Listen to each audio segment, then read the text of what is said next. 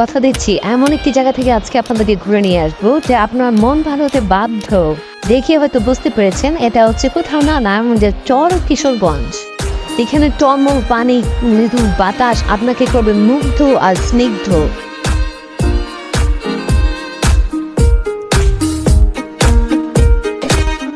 এই চর কিশোরগঞ্জের পানিগুলো দেখতে এত বেশি স্বচ্ছ যে আপনি যতবারই দেখবেন ততবারই মুগ্ধ হয়ে যাবেন।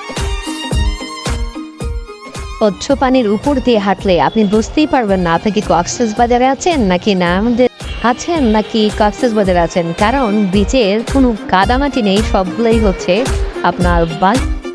কন্টিনিউয়াসলি আপনি এইরকম ঢেউয়ের দেখা পাবেন যা কিনা আপনাকে বারবার করে মুগ্ধ করবে।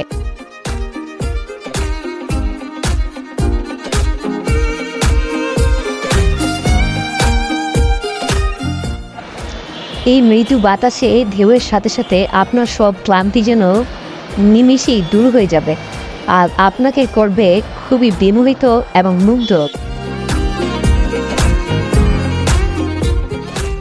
এর মধ্যে দেখতে পাচ্ছি ছেলেপেলেরা অলরেডি পানিতে নেমে গিয়েছে, সবাই প্রকৃতিটাকে খুব বেশি এনজয় করছে।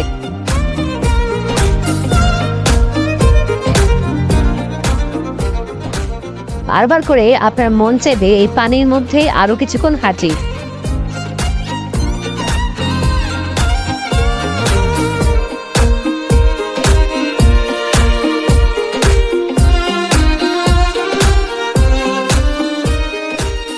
কক্সবাজারের মতো এখানেও আপনি পাবেন ছোট ছোট দেশি শামুকের দেখা, যা কিনা আপনাকে আর একটু বেশি আনন্দ দেবে। আমাদের সাথে দুই ভাই অলরেডি গোসল করার জন্য নেমে পড়েছে। তারা অ্যাকচুয়ালি কোনোভাবেই মানতে নারাজ, অ্যাকচুয়ালি তারা গোসল করেই ছাড়বে।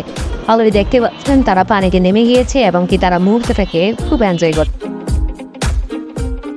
আপনি চাইলে এখানে সাইকেলিং করেও আপনি মুহূর্তটাকে উপভোগ করতে পারেন। দেখতে পাচ্ছেন অনেকেই সাইকেলিং করে তারা এনজয় করছে। সে অনেক ঘোরাঘুরির বড় ক্ষুধা পেল, তারপর আমরা ঝালমুড়ি মামার কাছ থেকে ঝালমুড়ি নিলাম, কিন্তু ঝালমুড়িটা বেশ ভালো ছিল না, নর্মাল অ্যাভারেজ একটা ঝালমুড়ি ছিল।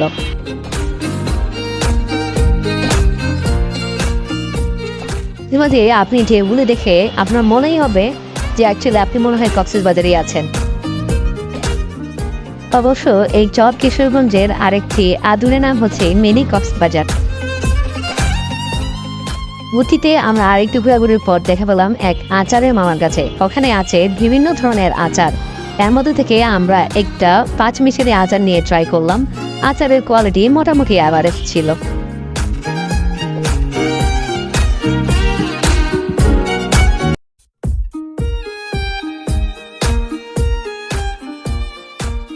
এই চর কিশোরগঞ্জে যতক্ষণই থাকবেন ততক্ষণই প্রকৃতি আপনাকে মুগ্ধ করে তুলবে। অবশেষে কচুরিপানার সাথে ভেসে আসলো আমার হাতে একটি কচুরিপানা ফুল। এখানে আপনি কিছু কিছু ক্যাফে পাবেন খুব সুন্দরভাবে সাজানো গোছানো, চাইলে আপনি ক্যাফেতেও কিছুটা সময় স্পেন্ড করতে পারেন। অবশেষে আমরা চা খেয়ে বাড়ির উদ্দেশ্যে রওনা হলাম।